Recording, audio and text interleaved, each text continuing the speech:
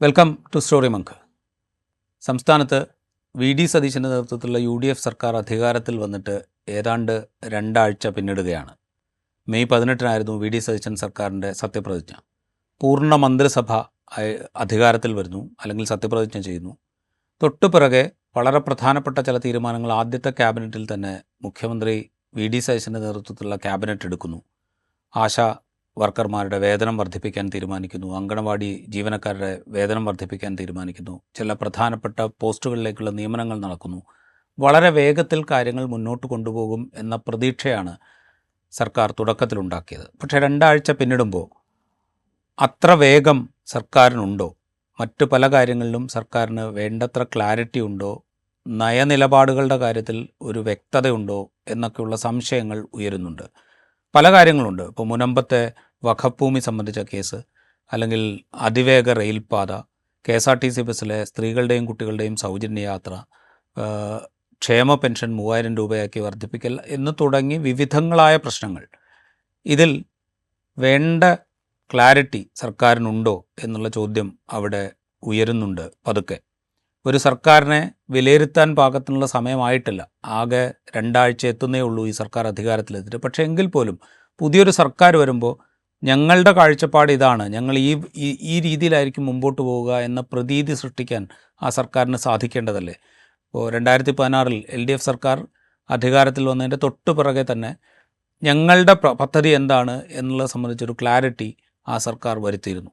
അതുപോലൊരു ക്ലാരിറ്റി കൊടുക്കാൻ V D Satheesan സർക്കാരിന് സാധിച്ചിട്ടുണ്ടോ? മന്ത്രിസഭയിൽ പുതുമുഖങ്ങളാണ്. 10 വർഷത്തെ ഇടവേളയ്ക്ക് ശേഷമാണ് UDF അധികാരത്തിലേക്ക് വരുന്നത്.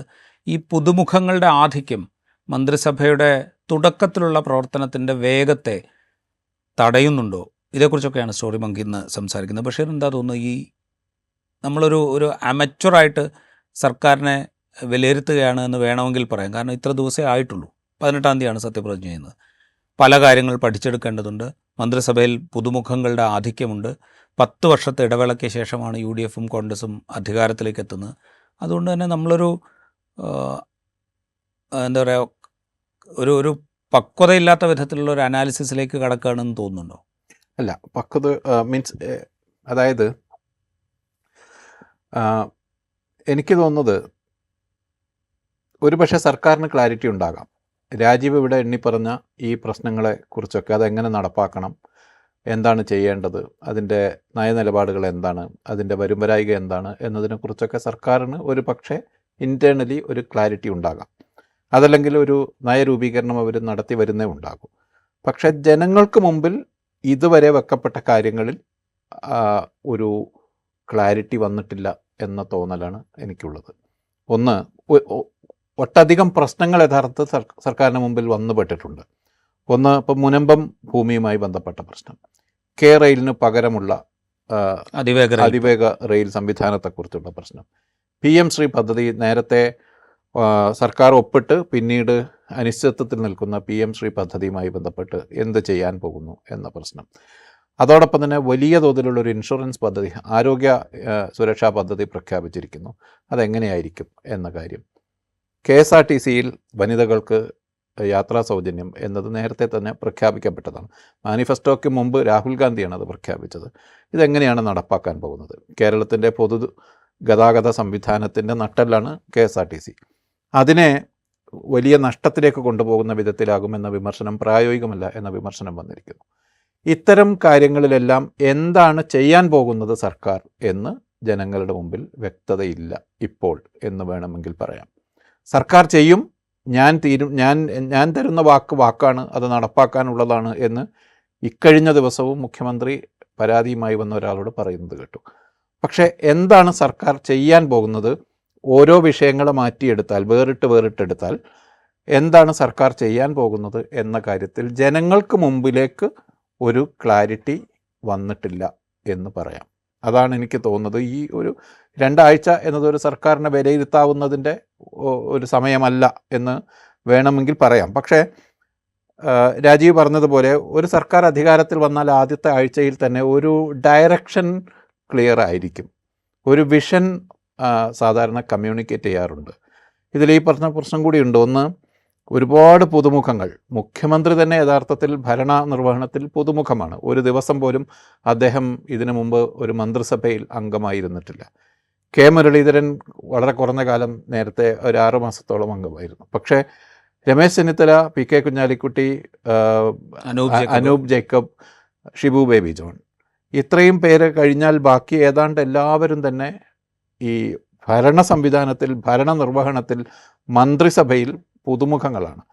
അപ്പോൾ അതിൻ്റെ ഒരു ബുദ്ധിമുട്ട് അനുഭവിക്കുന്നുണ്ടാകാം. എങ്കിൽ പോലും ഒരു സർക്കാരിൻ്റെ രാഷ്ട്രീയ ഡയറക്ഷൻ വ്യക്തമാക്കപ്പെടാറുണ്ട് ഇതിനകം തന്നെ. ഈ സമയത്തിന് മുമ്പ് തന്നെ രാഷ്ട്രീയമായ എന്ത് കാഴ്ചപ്പാടാണ് ഈ സർക്കാരിനുള്ളത്, മുൻഗണനാക്രമം തീരുമാനിക്കപ്പെടാറുണ്ട്. ഇതാണ് ഞങ്ങളുടെ പ്രയോറിറ്റി എന്ന് പറയാറുണ്ട്. ഒരു പക്ഷേ ഇൻറ്റേർണലി സർക്കാരിന് അതിൽ ക്ലാരിറ്റി ഉണ്ടാകുമായിരിക്കാം, പക്ഷേ ജനങ്ങളുടെ മുമ്പിലേക്ക് വന്നിട്ടില്ല എന്നതാണ് എനിക്ക് തോന്നുന്നത്. അത് പറയുമ്പോഴേ ഇപ്പം UDF അധികാരത്തിലേക്ക് തിരിച്ചു വരാൻ വേണ്ടി തെരഞ്ഞെടുപ്പിൽ മത്സരിക്കുമ്പോൾ ഒരു പ്രകടന പത്രിക അവതരിപ്പിച്ചുകൊണ്ടാണ്, ജനങ്ങൾക്ക് മുമ്പാകെ ഒരു പ്രകടന പത്രിക അവതരിപ്പിച്ചുകൊണ്ടാണ് അവർ തെരഞ്ഞെടുപ്പിൽ നേരിടുന്നത്. ഈ പ്രകടന പത്രിക അവതരിപ്പിക്കുമ്പോൾ തന്നെ അധികാരത്തിൽ വരികയാണെങ്കിൽ ഇന്ന കാര്യങ്ങളൊക്കെ ആയിരിക്കും നമ്മളുടെ പ്രയോറിറ്റി ആയിട്ട് വരേണ്ടത് എന്നുള്ളൊരു ധാരണ UDFലും ആ ടീം UDF എന്നുള്ള നിലയിലാണല്ലോ അതിനെ അവതരിപ്പിക്കപ്പെട്ടത്. ആ ടീം UDFനെ നയിച്ച ഇപ്പോൾ മുഖ്യമന്ത്രിയായിരിക്കുന്ന VD സതീശനും മറ്റാളുകൾക്കും ഒക്കെ ഉണ്ടാവണമല്ലോ. അങ്ങനെ ഉണ്ടായിരുന്നുവെങ്കിൽ അധികാരത്തിലെത്തിയതിൻ്റെ തൊട്ട് പിറകെ തന്നെ എന്താണ് ഞങ്ങളുടെ ഡയറക്ഷൻ, ഞങ്ങൾ ഏത് ഡയറക്ഷനിലാണ് പോകാൻ ഉദ്ദേശിക്കുന്നത്, എന്തൊക്കെയായിരിക്കും ഞങ്ങളുടെ പ്രയോറിറ്റി, ഏതൊക്കെ വലിയ പദ്ധതികൾക്കായിരിക്കും ഞങ്ങൾ മുൻഗണന കൊടുക്കുക, അല്ലെങ്കിൽ ക്ഷേമ പദ്ധതികളിൽ ഏതൊക്കെയായിരിക്കും ഞങ്ങൾ പ്രയോറിറ്റൈസ് ചെയ്ത് നടപ്പാക്കാൻ പോകുന്നത്, ഇത്തരം കാര്യങ്ങളിൽ ഒരു ക്ലാരിറ്റി വരുത്തുക എന്ന് പറയുന്നൊരു കാര്യമുണ്ടല്ലോ. ഇപ്പോൾ ഗവർണർ നയപ്രഖ്യാപനം നടത്തി. ഈ സർക്കാരിൻ്റെ ആദ്യത്തെ നയപ്രഖ്യാപനം കഴിഞ്ഞ ദിവസം നിയമസഭയിൽ നടന്നു. അതിൽ പ്രകടന പത്രികയിൽ പറയുന്ന കാര്യങ്ങളൊക്കെ ആവർത്തിക്കുന്നുണ്ട്. അതായത് ഇപ്പോൾ സ്ത്രീകൾക്കും കുട്ടികൾക്കും KSRTCയിൽ സൗജന്യ യാത്ര എന്ന് പറയുന്നുണ്ട്, ക്ഷേമ പെൻഷൻ 3000 രൂപയാക്കും എന്ന് പറയുന്നുണ്ട്, അതുപോലെ മറ്റു പല കാര്യങ്ങളും, ആരോഗ്യ ഇൻഷുറൻസിൻ്റെ കാര്യം സൂചിപ്പിക്കുന്നുണ്ട്, ഇതൊക്കെ പറയുന്നുണ്ട്. പക്ഷേ ഇതിൻ്റെ ഒരു ടൈം ഫ്രെയിമോ, ഇതേത് കാലയളവിൽ നടപ്പാക്കുമെന്നോ അല്ലെങ്കിൽ എങ്ങനെയാണ് ഇത് നടപ്പാക്കാൻ പോകുന്നതോ എന്നുള്ളതിനെക്കുറിച്ചൊരു ക്ലാരിറ്റി ഇല്ല. മിനിമം കാര്യങ്ങളെങ്കിലും സർക്കാർ ആലോചിക്കുകയും അത് ജനങ്ങളോട് കമ്മ്യൂണിക്കേറ്റ് ചെയ്യുകയും ചെയ്യുക എന്ന് ആ ആലോചന നടത്തേണ്ട, അതിൻ്റെ മുൻഗണനാക്രമം ജനങ്ങളെ അറിയിക്കേണ്ട സമയം കഴിഞ്ഞു എന്നാണ് ഞാൻ വിശ്വസിക്കുന്നത്. നമ്മൾ KSRTC മാത്രമായിട്ട് എടുക്കാം. KSRTCയുടെ കാര്യത്തിൽ 4 ഘട്ടങ്ങളിലായി ഇത് സർക്കാർ ആവർത്തിച്ച് പറഞ്ഞിട്ടുണ്ട്. ഒന്ന്, രാഹുൽ ഗാന്ധി കേരളത്തിൽ വന്നൊരു ക്യാമ്പയിൻ ഘട്ടത്തിലാണ് KSRTCയിൽ സ്ത്രീകൾക്ക് യാത്രാ സൗജന്യം ഉണ്ടാകും. ഇതിനു മുമ്പ് ചില സർക്കാരുകൾ അങ്ങനെ ചെയ്തിട്ടുണ്ട്. അതിൻ്റെ പശ്ചാത്തലത്തിൽ കൂടിയാണ് ആ തീരുമാനമുണ്ടാകുന്നത്. അതിനുശേഷം അത് മാനിഫെസ്റ്റോയിൽ ഉൾപ്പെടുത്തി, മാനിഫെസ്റ്റോയുടെ പ്രധാനപ്പെട്ട വാഗ്ദാനങ്ങളിലൊന്നായി ഈ സൗജന്യ യാത്ര വരുന്നു. അതിനുശേഷം മുഖ്യമന്ത്രി പുതിയ മന്ത്രിസഭ അധികാരത്തിലേറി ആദ്യത്തെ വാർത്താ സമ്മേളനത്തിൽ VD സതീശൻ ഇത് പ്രഖ്യാപിക്കുന്നു, സ്ത്രീകൾക്ക് യാത്രാ സൗജന്യം ജൂൺ 15 മുതലോ മറ്റോ. അതിനുശേഷം ഗവർണറുടെ നയപ്രഖ്യാപന പ്രസംഗത്തിലും ഈ പ്രഖ്യാപനം നിലനിൽക്കുന്നു. പക്ഷേ ഇതെങ്ങനെയാണ് നടപ്പാക്കാൻ പോകുന്നത്? കേരളത്തിൽ വലിയ വിവാദങ്ങൾ ഉണ്ടാക്കിക്കൊണ്ടിരിക്കുന്ന ഒരു മേഖലയാണ് KSRTC. നഷ്ടത്തിൽ, വലിയ തോതിൽ പല ഘട്ടങ്ങളിലായി നഷ്ടത്തിൽ പോവുകയും പലപ്പോഴും സർക്കാർ ഒരു വലിയ തോതിൽ സപ്പോർട്ട് ചെയ്തിട്ടാണ്, അല്ലെങ്കിൽ ഫിനാൻഷ്യലി സർക്കാരിൻ്റെ ഒരു പിന്തുണയിലാണ് KSRTC നടന്നു പോകാറുള്ളത്. ചിലപ്പോഴത് ലാഭത്തിലേക്കോ അല്ലെങ്കിൽ ഒരുവിധം നടന്നു പോകുന്നു എന്ന അവസ്ഥയിലേക്ക് തിരിച്ചു വരുന്നു. ഈ വിധത്തിൽ ഉള്ള ഒരു മേഖലയിൽ ഇങ്ങനെ വലിയ ചെലവ് വരുന്ന, അതിൻ്റെ കണക്കുകളൊക്കെ എടുത്തിട്ടുണ്ട്. പക്ഷേ ഇത് നടപ്പാക്കുമ്പോൾ എങ്ങനെയാണ് അത് ഇംപ്ലിമെൻ്റ് ചെയ്യാൻ പോകുന്നത്, അതിൻ്റെ കണക്ക് എന്താണ്, ഏതെല്ലാം ലെയറിൽ അതുണ്ടാകും, അതിന് വരുന്ന നഷ്ടം എങ്ങനെ നികത്തപ്പെടും, അതല്ലെങ്കിൽ ആ നഷ്ടം സർക്കാരിൻ്റെ ഭാഗത്തു നിന്ന് വേറെ ഏതെങ്കിലും രീതിയിൽ അഡ്ജസ്റ്റ് ചെയ്യപ്പെടുമോ, ഇത്തരത്തിൽ ഒരു ക്ലാരിറ്റി അതിന് വന്നിട്ടുണ്ടോ എന്ന് ചോദിച്ചാൽ പബ്ലിക് ഡൊമൈനിലേക്ക് വന്നിട്ടില്ല. ഒരു പക്ഷേ സർക്കാരിനകത്തുണ്ടാകുമായിരിക്കും. ചുമതലയുള്ള വകുപ്പിൻ്റെ മന്ത്രി പല ഘട്ടങ്ങളിലായി മാധ്യമങ്ങളോട് സംസാരിക്കുമ്പോഴും വ്യക്തിഗതമായ തൻ്റെ അഭിപ്രായം എന്ന മട്ടിൽ യൂറോപ്യൻ രാജ്യങ്ങളിലെല്ലാം പൊതുഗതാഗതം സൗജന്യമാണ്, ആ തരത്തിലുള്ളൊരു സംവിധാനമാണ് വിഷൻ ചെയ്യുന്നത് എന്ന് പറയുന്നുണ്ട്. പക്ഷേ സർക്കാർ ജനങ്ങളുടെ മുമ്പിൽ അതേക്കുറിച്ച് എന്താണ് ചെയ്യാൻ പോകുന്നത് എന്നതിനെക്കുറിച്ചൊരു ക്ലാരിറ്റി വരുത്തിയിട്ടില്ല എന്നാണ് എനിക്ക് തോന്നുന്നത്. ഇത് എല്ലാ രംഗത്തും നമുക്ക് കാണാം. ഇപ്പോൾ KRailൻ്റെ കാര്യമെടുത്താൽ, KRail ഉപേക്ഷിച്ചു മറ്റൊരു പദ്ധതി കൊണ്ടുവരുന്നു.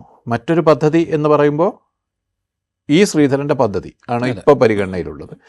അപ്പോൾ അതാണോ ഇതിന് വയബിളായിട്ടുള്ള ഒരു ആൾട്ടർനേറ്റീവ് എന്ന കാര്യത്തിൽ ഒരു ചർച്ച നടന്നോ എന്നെനിക്കറിയാം. ഈ ശ്രീധരൻ്റേത് സ്വാഭാവികമായും വളരെ കാലം മുമ്പ് ഡൽഹിയിലെ മെട്രോ വന്നപ്പോഴും പിന്നീട് കേരളത്തിൽ കൊച്ചിയിൽ മെട്രോ വന്നപ്പോഴും എല്ലാം അദ്ദേഹം അതിൽ ഇൻവോൾവ് ആയിരുന്നു.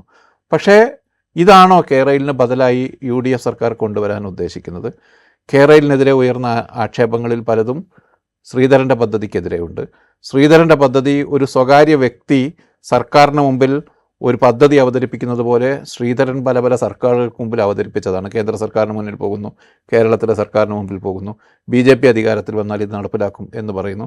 ഈ വിധത്തിൽ ഒരു വ്യക്തിയുടെ, അദ്ദേഹം വലിയ ടെക്നോക്രാറ്റ് തന്നെയാണ്, പക്ഷേ ഒരു വ്യക്തിയുടെ മനസ്സിലുള്ള ഒരു പദ്ധതി, കേരളത്തിൻ്റെ ഈ റെയിൽ ഗതാഗതത്തിൻ്റെ പ്രശ്നം തീർക്കാൻ അദ്ദേഹത്തിൻ്റെ മനസ്സിലുള്ള ഒരു പദ്ധതി മുന്നോട്ട് വെക്കുന്നു. സർക്കാരിൻ്റെ പദ്ധതിയാണോ ഇത്?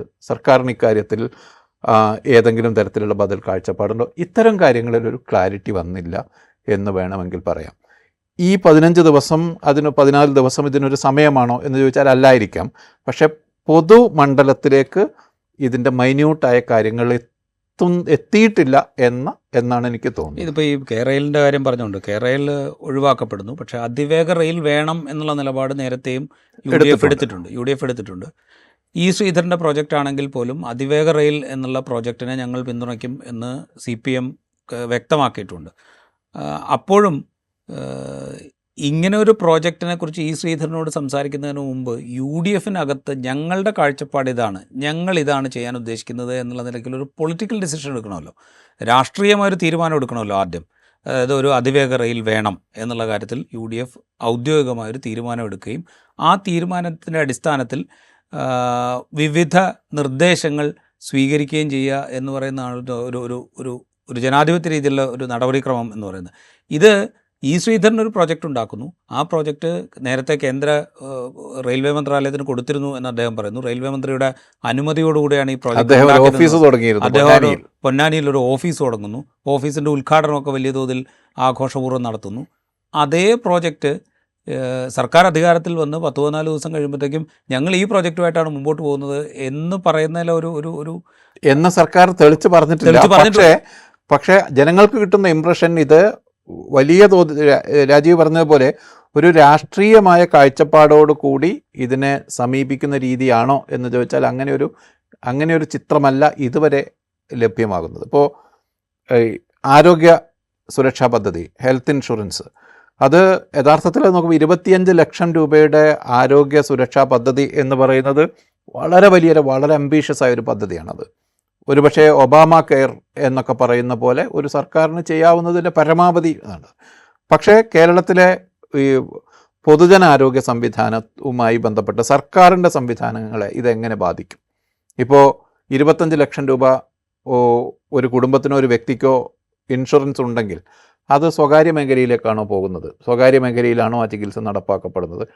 അപ്പോൾ ഇവിടുത്തെ പൊതുജനാരോഗ്യ സംവിധാനങ്ങൾക്ക് അതിൻ്റെ റോൾ എന്തായിരിക്കും? അപ്പോൾ ഇപ്പോൾ ജനങ്ങൾക്ക് ആരോഗ്യ പരിരക്ഷ ലഭിക്കുന്നത്, സാധാരണ മനുഷ്യർക്ക് ഇത് ലഭിക്കുന്നത് പൊതുജനാരോഗ്യ സംവിധാനം വഴിയാണ്. ഇതിനെന്ത് സംഭവിക്കും? ഇത്തരത്തിലുള്ള ക്ലാരിറ്റി കൊണ്ടുവരേണ്ടതുണ്ട് സർക്കാർ. അത് ജനങ്ങളുടെ മുമ്പിൽ വെക്കപ്പെട്ടിട്ടില്ല എന്ന ഒരു വിമർശനം മാത്രമാണ് ഞാൻ പറയുന്നത്. പബ്ലിക് ഡൊമൈനിലേക്ക് അത് വെക്കുകയും അതേക്കുറിച്ചുള്ള വലിയ ഗൗരവത്തിലുള്ള സമയമെടുത്തുള്ള ചർച്ചയുടെ ആവശ്യമുണ്ട് ഇത്തരം പ്രോജക്റ്റുകൾക്ക്. അത് ഇല്ലേ എന്ന ഒരു തോന്നലാണ് നമുക്കുള്ളത്. അതിൻ്റെ ഒരു ഇനീഷ്യേഷൻ പോലും നമ്മൾ ഈ കഴിഞ്ഞ ദിവസങ്ങളിലൊന്നും കണ്ടില്ല എന്നുള്ളതാണ് അതിനകത്തുള്ള പ്രശ്നം. ഇപ്പോൾ വി ശ്രീധരൻ്റെ പ്രോജക്റ്റാണ് അതിവേഗ റെയിൽ എന്നുള്ള നിലയിൽ കൺസിഡർ ചെയ്യപ്പെടുന്നത് എന്നുള്ളത്, അല്ലെങ്കിൽ അങ്ങനെ കൺസിഡർ ചെയ്യപ്പെടുന്നുണ്ടോ ഇല്ലയോ എന്നുള്ളത് പോലും ഒരു ക്ലാരിറ്റിയോടുകൂടെ ജനങ്ങളോട് സർക്കാർ പറഞ്ഞിട്ടില്ല. മുഖ്യമന്ത്രി ഈ ശ്രീധരനെ പോയി കാണുന്നു, അതിൻ്റെ അടിസ്ഥാനത്തിൽ ശ്രീധരൻ്റെ പ്രോജക്റ്റായിരിക്കും നടപ്പാക്കപ്പെടുക എന്നുള്ളൊരു അനുമാനത്തിലേക്ക് ജനങ്ങൾ എത്തേണ്ടി വരുന്നു എന്നുള്ളൊരവസ്ഥ അവിടെ ഉണ്ട്. ഇത് പറയുമ്പോൾ ഞാൻ നേരത്തെ സൂചിപ്പിച്ച ഒരു 10 വർഷത്തെ ഇടവേളയ്ക്ക് ശേഷം അധികാരത്തിലേക്ക് വരുന്നു. മന്ത്രിസഭയിൽ ഭൂരിഭാഗം ആളുകളും പുതുമുഖങ്ങളാണ്. ഈ ഒരു പരിചയക്കുറവും ഈ അധികാരത്തിൽ നിന്ന് വിട്ടുനിന്ന ഒരു 10 വർഷത്തെ ഇടവേള എന്ന് പറയുന്നതും ഈ പുതിയ സർക്കാരിൻ്റെ ഒരു ഡയറക്ഷൻ തീരുമാനിക്കുന്നതിൽ ഒരു പ്രയാസമായിട്ട് അവരുടെ മുമ്പിലുണ്ടോ? വേറൊരു കാര്യമുള്ളത്, പ്രതിപക്ഷത്തിരുന്നുകൊണ്ട് വിമർശിക്കുക എന്ന് പറയുന്നത് വളരെ എളുപ്പത്തിൽ നടക്കുന്നൊരു കാര്യമാണ് എന്ന് വേണമെങ്കിൽ നമുക്ക് പറയാം. കാരണം സർക്കാർ എന്ത് ചെയ്യുന്നു അതിനെ ഇപ്പുറത്ത് നിന്ന് വിമർശിച്ചാൽ മാത്രം മതി. പക്ഷെ തിരിച്ച് അധികാരത്തിലേക്ക് വരുമ്പോൾ ഇതൊക്കെ എന്താ പറയുക, ചിട്ടവട്ടങ്ങളുടെ അടിസ്ഥാനത്തിൽ സാമ്പത്തിക സ്ഥിതി അവലോകനം ചെയ്ത് ഓരോ പ്രോജക്റ്റിൻ്റെയും ഫീസിബിലിറ്റി നോക്കി ഇത് നടപ്പാക്കുക എന്ന് പറയുന്നത് അത്ര എളുപ്പമല്ല എന്ന തിരിച്ചറിവ് ഇപ്പോൾ UDF-നും ഒരുപക്ഷെ മുഖ്യമന്ത്രി വി ഡി സതീശനും ഉണ്ടായതിൻ്റെ ബാക്കിയായിട്ടായിരിക്കും ഈ ക്ലാരിറ്റി ഇല്ലായ്മ. ഇപ്പോൾ ഒരു ഉദാഹരണം പറഞ്ഞപ്പോൾ മുനമ്പത്തെ വഖഫ് ഭൂമി, ഞാൻ അതിനെപ്പോഴും വഖഫ് ഭൂമി എന്ന് തന്നെയാണ് പറയുക. വഖഫ് ഭൂമിയുടെ പ്രശ്നം 10 മിനിറ്റിനകം, അധികാരം കിട്ടിയാൽ 10 മിനിറ്റിനകം തീർപ്പാക്കും എന്ന് വി ഡി സതീശൻ നേരത്തെ പറഞ്ഞിരുന്നു. ഇപ്പോൾ അദ്ദേഹം പറയുന്നത് അത് പോർട്ടലിൽ, കേന്ദ്ര സർക്കാരിൻ്റെ കീഴിലുള്ള പോർട്ടലിൽ രജിസ്റ്റർ ചെയ്തുകൊണ്ട് ഇനി അത് പെട്ടെന്ന് തീർക്കാൻ പറ്റില്ല എന്നുള്ള മട്ടിലാണ് അദ്ദേഹം പറയുന്നത്.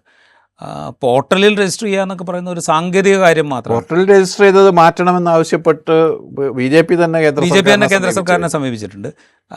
അതിനു മുമ്പേ തന്നെ അത് വഖഫ് ബോർഡിൽ രജിസ്റ്റർ ചെയ്തിട്ടുണ്ട്. അതായത് കേന്ദ്ര സർക്കാരിൻ്റെ പോർട്ടലിൽ രജിസ്റ്റർ ചെയ്യുന്നതിന് മുമ്പേ തന്നെ വഖഫ് ബോർഡിൽ അത് രജിസ്റ്റർ ചെയ്തിട്ടുണ്ട്.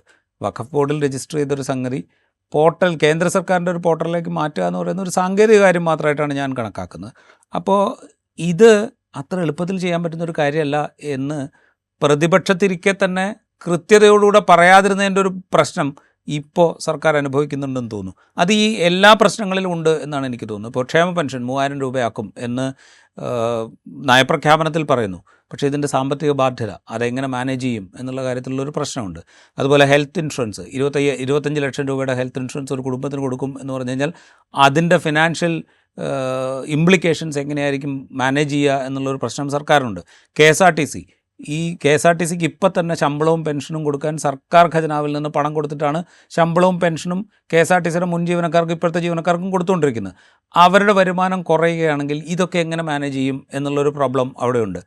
ഇങ്ങനെ ഏതാണ്ട് എല്ലാ പ്രശ്നങ്ങളിലും സംസ്ഥാനത്തിൻ്റെ ഒരു സാമ്പത്തിക അവസ്ഥ വളരെ പ്രധാനപ്പെട്ട ഒരു ഘടകമാണ്. അപ്പോൾ ഇത് കുറച്ചുകൂടെ ക്ലാരിറ്റിയോടുകൂടെ ജനങ്ങളോട് തുടക്കം മുതൽ പറയുക എന്നുള്ളത് ഒരു ഗവൺമെൻറ്റിനെ സംബന്ധിച്ച് കുറേ കൂടെ ക്രെഡിബിലിറ്റി ഉണ്ടാക്കുന്നതാണ്, കുറെ കൂടെ സുതാര്യത ഉണ്ടാക്കുന്നതാണെന്നാണ് എനിക്ക് തോന്നുന്നത്. ഈ അമിത പ്രതീക്ഷ എന്നത് കൊടുക്കാതിരിക്കുക എന്നതാണ് ആദ്യം ചെയ്യേണ്ടത്. മുഖ്യമന്ത്രി എന്ന നിലയിൽ വി ഡി സതീശൻ്റെ ലാംഗ്വേജിൻ്റെ ഒരു പ്രത്യേകത, അദ്ദേഹം എന്തും ഏറ്റെടുക്കും എന്ന മട്ടിലാണ് സംസാരിക്കുന്നത്. ഞാനിവിടെ ഉണ്ടല്ലോ, ഞാൻ പരിഹരിച്ചു തരും എന്നതാണ് അദ്ദേഹത്തിൻ്റെ പൊതുവായുള്ള പ്രതികരണത്തിൻ്റെ ഒരു പൊതു സ്വഭാവം. അതാണ് ഒരുപക്ഷെ ഭരണനിർവഹണത്തിൽ അതങ്ങനെ സാധിക്കണം എന്നില്ല. അതിൻ്റെ പരിമിതികൾ പറഞ്ഞു പോകുന്നതാണ് യഥാർത്ഥത്തിൽ ശരി എന്നാണ് എനിക്ക് തോന്നുന്നത്. അതോടൊപ്പം തന്നെ ഈ പദ്ധതികൾ, പ്രോജക്റ്റുകൾ, വാഗ്ദാനങ്ങൾ ഇതെല്ലാം മാറ്റിവെച്ചാലും ഈ സർക്കാർ വന്നതിന് ശേഷം നേരിട്ട ഏറ്റവും വലിയ പ്രതിസന്ധി പ്രതിപക്ഷ നേതാവ് പിണറായി വിജയൻ്റെ വീട്ടിലെ റെയ്ഡായിരുന്നു. പ്രധാനമന്ത്രിയെ മുഖ്യമന്ത്രി കണ്ടതിന് പിറ്റേന്നാൾ നടന്ന റെയ്ഡിനെ പ്രതിപക്ഷം അങ്ങനെ കണക്ട് ചെയ്തു. മുഖ്യമന്ത്രി കണ്ടതിൻ്റെ പിറ്റേന്നാൾ റെയ്ഡ് നടക്കുന്നു എന്ന്. അതിന് അദ്ദേഹം പ്രതികരിച്ചില്ല. അതിനോട് ആദ്യം പ്രതികരിക്കേണ്ടിയിരുന്നത് രമേശ് ചെന്നിത്തലയായിരുന്നു. രമേശ് ചെന്നിത്തല അതിനോട് വളരെ പാസീവായിട്ടാണ് പ്രതികരിച്ചത്. ഞാനൊന്നും അറിഞ്ഞില്ല, ആഭ്യന്തരമന്ത്രി എന്ന നിലയിൽ ഞാനോ ആഭ്യന്തര വകുപ്പിലെ പ്രിൻസിപ്പൽ സെക്രട്ടറി ഉൾപ്പെടെയുള്ള ഉദ്യോഗസ്ഥരോ ഹോം സെക്രട്ടറിയോ ആരും ഇതറിഞ്ഞില്ല എന്നാണ് ആദ്യം രമേശ് ചെന്നിത്തല പ്രതികരിച്ചത്. മുഖ്യമന്ത്രി വി ഡി സതീശൻ അങ്ങനെ ഒരു കാര്യത്തോട് പ്രതികരിക്കാനേ തയ്യാറായില്ല. പലഘട്ടം 12 തവണ എന്നാണ് മാധ്യമങ്ങൾ പറയുന്നത്. 12 തവണ ഇതിനുശേഷം മാധ്യമപ്രവർത്തകർ അദ്ദേഹത്തോട് പ്രതികരണം ചോദിച്ചു. ഒടുവിൽ അദ്ദേഹം പറയുന്നത്, എപ്പോൾ പ്രതികരിക്കണം എന്ന് ഞാനാണ് തീരുമാനിക്കേണ്ടത്. അതൊരു പക്ഷേ ശരിയായിരിക്കാം, എങ്ങനെ പ്രതികരിക്കണം എന്ന്. കുറെ കൂടി കൃത്യമായിട്ട് എങ്ങനെ പ്രതികരിക്കണം എന്നത് മുഖ്യമന്ത്രി അല്ലെങ്കിൽ ആരാണോ പൊതുപ്രവർത്തകരോട് നമ്മൾ ചോദിക്കുന്ന ചോദ്യത്തിന് എങ്ങനെ പ്രതികരിക്കണം എന്ന് അവരാണ് തീരുമാനിക്കേണ്ടത്. പക്ഷേ എപ്പോൾ പ്രതികരിക്കണം എന്നതിൽ അത് ദൈനംദിനം തന്നെ പ്രതികരിച്ച് പോകുന്നതാണ്. കാരണം കേരളത്തിൻ്റെ 10 വർഷം കേരളത്തിൻ്റെ മുഖ്യമന്ത്രിയായിരുന്ന പ്രതിപക്ഷ നേതാവായ ഒരാളെ 8 മണിക്കൂർ നേരം തടഞ്ഞു വെച്ച് ഒരു ചോദ്യം ചെയ്യുക, അദ്ദേഹത്തിൻ്റെ മകളെയാണ് ചോദ്യം ചെയ്തത്. പക്ഷേ വലിയ തോതിലുള്ള പൊളിറ്റിക്കൽ പ്രശ്നമായി അത് തീർന്നു, വലിയ തോതിലുള്ള പ്രതിഷേധമുയർന്നു വന്നു. ഇക്കാര്യത്തിൽ കെ മുരളീധരനെ പോലുള്ള ചില ആളുകൾ വളരെ ക്ലാരിറ്റിയോടുകൂടി സംസാരിച്ചിട്ടുണ്ട്. അവർ പിണറായി വിജയനെ ഡിഫെൻഡ് ചെയ്യാൻ പോകുന്നില്ല, എന്നാൽ ED ന്യായീകരിക്കാനും പോകുന്നില്ല. ആ വിധത്തിൽ ഒരു നയമെടുത്ത് മുരളീധരനെ പോലുള്ള ആളുകൾ സംസാരിച്ചിട്ടുണ്ട്. പക്ഷേ മുഖ്യമന്ത്രി അതിനോട് ഒന്നും പറയുന്നില്ല. ഒരു പക്ഷേ എനിക്ക് തോന്നുന്നത് ആഭ്യന്തരമന്ത്രിയും മുഖ്യമന്ത്രിയും തമ്മിൽ ഇക്കാര്യത്തിൽ ക്ലാരിറ്റി കുറവുണ്ടാകും. എങ്ങനെയാണത് നടപ്പാക്കപ്പെട്ടത്, അവിടെ സുരക്ഷ സംബന്ധിച്ച്, അവിടെ ഒരു അക്രമത്തിലേക്ക് പോകുന്നത് തടയാൻ പറ്റാതിരുന്നത് സംബന്ധിച്ചൊക്കെയുള്ള ക്ലാരിറ്റി കുറവുണ്ടാവും 2 പേർ തമ്മിൽ. അതിൻ്റെ റിഫ്ലക്ഷനായിരിക്കും ഈ മൗനത്തിലുണ്ടാകുന്നത്. പക്ഷേ ഒരു തുടക്കത്തിലുള്ള ഒരു സർക്കാരിൻ്റെ മുഖ്യമന്ത്രി എന്ന നിലയിൽ ഇതുപോലുള്ളൊരു പ്രശ്നം വരുമ്പോൾ സതീശൻ ഏത് കാര്യത്തിനും തന്നെ ഏത് സമയത്തും അപ്രോച്ച് ചെയ്യാം, ഏത് സമയത്തും ഞാൻ അവൈലബിൾ ആണ്, എപ്പോഴും എൻ്റെ പ്രതികരണം ഉണ്ടാകും എന്ന മെസ്സേജ് അതുവരെ കൊടുത്ത സതീശൻ ആ കാര്യത്തിൽ ഒരക്ഷരം മിണ്ടാതെ മാറി നിൽക്കുകയാണ്. ഒടുവിൽ അദ്ദേഹം പ്രതികരിച്ചു. ഞാൻ ഈ പ്രധാനമന്ത്രിയുമായി കണക്ട് ചെയ്തതിന് അദ്ദേഹം തള്ളിക്കളഞ്ഞു. പക്ഷേ എനിക്ക് തോന്നുന്നത് ഒരു ഏകോപനമില്ലായ്മയുടെ ഒരു പ്രതിഫലനം. എന്താണ് സർക്കാർ പറയേണ്ടത് എന്നതിനെക്കുറിച്ച് ഒരു അനുനിമിഷം ചർച്ച ചെയ്തു പോകും. സാധാരണഗതിയിൽ ഒരു സർക്കാർ നടത്തിപ്പിൽ മന്ത്രിമാർക്കിടയിൽ അതിൻ്റെ ഒരു പാർട്ടി നേതാക്കളും സർക്കാരും മന്ത്രിമാരും എല്ലാം ദൈനംദിനം ഇത് ചർച്ച ചെയ്തു പോകും, ഈ കാര്യത്തെ എങ്ങനെ നേരിടണം എന്നത്. ആ ഒരു സംഗതി ഈ സർക്കാരിന് ലാക്ക് ചെയ്യുന്നുണ്ടോ എന്നാണ് എനിക്ക് സംശയം. എനിക്കും അത് തന്നെയാണ് തോന്നുന്നത്. കാരണം വെച്ചാൽ ഇപ്പോൾ എൻഫോഴ്സ്മെൻറ്റ് ഡിപ്പാർട്ട്മെൻറ്റ് EDയുടെ റെയ്ഡിനെ കുറിച്ച് സംസാരിക്കുമ്പോൾ അതിൽ LDF ഉന്നയിച്ച ആക്ഷേപത്തിന് മുഖ്യമന്ത്രി മറുപടി കൊടുക്കാത്തതിൽ എനിക്ക് പ്രശ്നമില്ല. കാരണം വെച്ചാൽ മുഖ്യമന്ത്രി അവിടെ പോയി പ്രധാനമന്ത്രിയെ കണ്ടു, അതിൻ്റെ പുറകെ റെയ്ഡ് നടത്തി എന്ന് പറയുന്നത് അത് വളരെ ഫ്ലിംസി വളരെ വീക്കായിട്ടുള്ള ഒരു ആർഗ്യുമെൻ്റാണ്. അത് നാട്ടുകാർക്ക് മനസ്സിലാവുകയും ചെയ്യും. അതിനോട് പ്രതികരിക്കാതിരിക്കുന്നത് നമുക്ക് മനസ്സിലാവും. പക്ഷേ ഇതൊരു പൊളിറ്റിക്കൽ ഇഷ്യൂ ആണല്ലോ. എൻഫോഴ്സ്മെൻറ്റ് ഡയറക്ടറേറ്റിനെ കേന്ദ്ര സർക്കാർ രാഷ്ട്രീയ പ്രതിയോഗികളെ ആക്രമിക്കാനോ അവരെ വിരട്ടാനോ ഒക്കെ ആയിട്ട് ഉപയോഗിക്കുന്നു എന്നുള്ളൊരു പ്രശ്നം അവിടെ ഉണ്ടല്ലോ. അതിൻ്റെ ഒരു തുടർച്ച എന്നുള്ള നിലയ്ക്ക് കൂടി നമ്മളിതിനെ കാണുമല്ലോ. ആ നിലയ്ക്കൊരു പൊളിറ്റിക്കലായിട്ടുള്ളൊരു സ്റ്റാൻഡ് ഈ വിഷയത്തിൽ തുടക്കത്തിൽ തന്നെ പറയണമായിരുന്നു മുഖ്യമന്ത്രി എന്നാണ് എനിക്ക് തോന്നുന്നത്. 12 തവണ കണ്ടു മാധ്യമങ്ങൾ, അല്ലെങ്കിൽ പ്രതികരിച്ചില്ല, മൗനം തുടരുന്നു. ഇത്തരം എന്താ പറയുക ക്ലീഷേഡായിട്ടുള്ള മീഡിയ നറേറ്റീവിനെ കുറിച്ചല്ല ഞാൻ പറയുന്നത്. ഇതൊരു പൊളിറ്റിക്കൽ വിഷയമായതുകൊണ്ട് പ്രതികരിക്കണം. അവിടെയാണ് കെ മുരളീധരൻ്റെ റിയാക്ഷനെ കുറിച്ച് ബഷീർ നേരത്തെ പറഞ്ഞത്. കെ മുരളീധരൻ വളരെ കൃത്യമായിട്ട് എൻഫോഴ്സ്മെൻറ്റ് ഡയറക്ടറേറ്റിൻ്റെ റെയ്ഡിനെ ഞങ്ങൾ ഗൗരവമായി കാണുന്നില്ല, അത് പൊളിറ്റിക്കൽ ടൂളാണ്, സെക്രട്ടേറിയറ്റിലേക്കും വരാം എന്ന് അദ്ദേഹം പറഞ്ഞു. അപ്പോൾ വെച്ചാൽ അതൊരു കൃത്യമായ സ്റ്റാൻഡാണ്. ഇതേ സ്റ്റാൻഡ് VD സതീശന് പറയുന്നതിന് യാതൊരു തടസ്സമില്ല. കാരണം അദ്ദേഹത്തിൻ്റെ പാർട്ടിയുടെ പരമോന്നത നേതാക്കളൊക്കെ എൻഫോഴ്സ്മെൻറ്റ് ഡയറക്ടറേറ്റിൻ്റെ ക്വസ്റ്റ്യൻ ചെയ്യലിനും അവരുടെ നിരന്തരമായ സമൻസുകൾക്കും ഒക്കെ വിധേയമായി നിൽക്കുന്ന ഒരു പൊളിറ്റിക്കൽ ഓർഗനൈസേഷൻ്റെ തുടർച്ചയിലാണ് VD സതീശനുള്ളത്. അപ്പോൾ അദ്ദേഹത്തിന് ആ പൊളിറ്റിക്സ് പറയുന്നതിന് യാതൊരു തടസ്സം ഉണ്ടായിരുന്നില്ല. പക്ഷേ എന്തുകൊണ്ട് അദ്ദേഹം പറഞ്ഞില്ല എന്നുള്ളൊരു പ്രശ്നം അവിടെയുണ്ട്. അവിടെയാണ് സത്യം പറഞ്ഞു കഴിഞ്ഞാൽ ഈ പ്രശ്നമുള്ളതെന്ന് എനിക്ക് തോന്നുന്നു. ഒരു കാഴ്ചപ്പാട് പൊതുവിൽ എന്താണ് ഈ സർക്കാരിൻ്റെ കാഴ്ചപ്പാട്, ഇത്തരം വിഷയങ്ങളോടൊക്കെ എന്താണ് ഞങ്ങളുടെ കാഴ്ചപ്പാട് എന്നുള്ള കാര്യത്തിൽ അധികാരത്തിലേക്ക് വന്നതിന് ശേഷം ഉണ്ടായിരിക്കുന്ന ഒരു ക്ലാരിറ്റി ഇല്ലായ്മ, ഒരു വ്യക്തതയില്ലായ്മയുടെ ഒരു പ്രശ്നം അവിടെ. അതൊരു പരിചയത്തിൻ്റെ പ്രശ്നം മാത്രമായിട്ടാണ് എനിക്ക് തോന്നുന്നത്. പ്രതിപക്ഷത്തിരിക്കുമ്പോൾ നമുക്ക് ഏത് കാര്യത്തോടും ഇൻസ്റ്റൻ്റായിട്ട് പ്രതികരിക്കാം. പക്ഷേ ഭരണത്തിലിരിക്കുമ്പോൾ അങ്ങനെ പ്രതികരിക്കാൻ കഴിയില്ല. അങ്ങനെ പ്രതികരിക്കണമെങ്കിൽ അക്കാര്യത്തിൽ ഒരു ഉൾക്കാഴ്ച ഉണ്ടാകണം, കോർഡിനേഷൻ ഉണ്ടാകണം. അത് പാർട്ടി നേതൃത്വവും മന്ത്രിസഭയും തമ്മിലുണ്ടാകണം, മന്ത്രിസഭയിലെ അംഗങ്ങൾ തമ്മിലുണ്ടാകണം, ഘടകകക്ഷികൾ തമ്മിലുണ്ടാവണം, ഉദ്യോഗസ്ഥരുമായും ഉണ്ടാകണം, മുതിർന്ന ഉദ്യോഗസ്ഥരുമായും ഉണ്ടാകണം. ഈ ഒരു കോർഡിനേഷൻ ഇല്ലായ്മ കൊണ്ടാകാം ഈ തരത്തിലുള്ള പ്രതികരണങ്ങൾ വരുന്നത് എന്നാണ് എനിക്ക് തോന്നുന്നത്. നിയമസഭയിൽ മറ്റൊരു സംഭവം ഉണ്ടായി. നിയമസഭയിൽ അന്ന് സത്യപ്രതിജ്ഞയുടെ സമയത്ത് വന്ദേമാതരം മുഴുവനായി ആലപിച്ചതിന് ശേഷം നയപ്രഖ്യാപന പ്രസംഗത്തിൽ വന്ദേമാതരത്തിൻ്റെ പഴയ വേർഷൻ, അതല്ലെങ്കിൽ ആദ്യ ഭാഗം മാത്രം ആലപിച്ച് ബാക്കി ആലപിച്ചില്ല. ഇതേക്കുറിച്ച് അതായിരിക്കും ഒരുപക്ഷെ നിയമപരമായി നിലനിൽക്കുന്ന ഒരു നിലപാട്. കാരണം പുതുതായി അക്കാര്യത്തിൽ കേന്ദ്ര സർക്കാരിൻ്റെ നിയമം വന്നിട്ടുണ്ട്. വന്ദേമാതരം ഗവർണറുടെ പരിപാടിയിൽ നിന്ന് ഒഴിവാക്കാൻ കഴിയാൻ സാധ്യതയില്ല. പക്ഷേ സംസ്ഥാന നിയമസഭയിൽ ആദ്യമായി വന്ദേമാതരം ആലപിക്കുന്നു. എന്നാൽ അതിൻ്റെ കോൺട്രവേഴ്സ്യലായ സെക്കൻഡ് പാർട്ട് ഇല്ലാതെ ആലപിക്കുന്നു. പിണറായി വിജയൻ്റെ അതിനോടുള്ള റെസ്പോൺസ് സട്ടിലായിരുന്നു. അത് സർക്കാരിൻ്റെ നിലപാട് ശരിയാണ് എന്നാണ് അദ്ദേഹം പറഞ്ഞത്. അത് ഒഴിവാക്കിയ പാർട്ട്, ആ ഒഴിവാക്കിയ നടപടി ഞങ്ങളതിനെ പിന്തുണക്കുന്നു എന്ന മട്ടിൽ വളരെ സട്ടിലായിട്ട് അങ്ങ് പറഞ്ഞു. ഈ ഒരു പരിചയം എന്നത് രാഷ്ട്രീയത്തിൽ ദൈനംദിനം അനുനിമിഷം ഇത് മാനേജ് ചെയ്യുക എന്ന ഒരു പരിചയം, ഒരു പക്ഷേ അത് പരിചയക്കുറവിൻ്റെ പ്രതിഫലനമായിരിക്കാം. പക്ഷേ അതുണ്ട് ഈ 14 ദിവസം എന്നാണ് എനിക്ക് തോന്നുന്നത്. റൈറ്റ്. എന്തായാലും 14 ദിവസം എന്നുള്ളത് ഒരു സർക്കാരിൻ്റെ തുടക്കത്തിനെ പോലും വിലയിരുത്താൻ പാകത്തിലുള്ള കാലപരിധിയല്ല. പക്ഷേ എങ്കിൽ പോലും ഒരു ഡയറക്ഷൻ എന്താണ് ഈ സർക്കാരിൻ്റെ എന്ന് ചോദിച്ചാൽ അതിലൊരു ക്ലാരിറ്റി വരുത്താൻ മുഖ്യമന്ത്രിക്ക് സാധിക്കുന്നില്ല, അല്ലെങ്കിൽ UDFന് സാധിക്കുന്നില്ല. ഒരു പക്ഷേ മുഖ്യമന്ത്രിയേക്കാൾ ഉപരി അത് UDFനാണ് സാധ്യമാകേണ്ടത്. ഞങ്ങൾ അധികാരത്തിൽ വന്നാൽ ഇതായിരിക്കും ഞങ്ങൾ സഞ്ചരിക്കാൻ പോകുന്ന പാത എന്ന ഒരു വ്യക്തത ജനങ്ങൾക്ക് കൊടുക്കുക എന്ന ഉത്തരവാദിത്തം UDFനുണ്ട്. അത് പ്രതിഫലിപ്പിക്കുക എന്നുള്ളതാണ് മുഖ്യമന്ത്രി എന്നുള്ള നിലയിൽ വി ഡി സതീശൻ്റെ ഉത്തരവാദിത്വം. പക്ഷേ ഇത് രണ്ടും ഉണ്ടാകുന്നില്ല എന്നുള്ളൊരു പ്രശ്നം ഇപ്പോൾ തന്നെ ഉന്നയിക്കേണ്ടി വരുന്നു.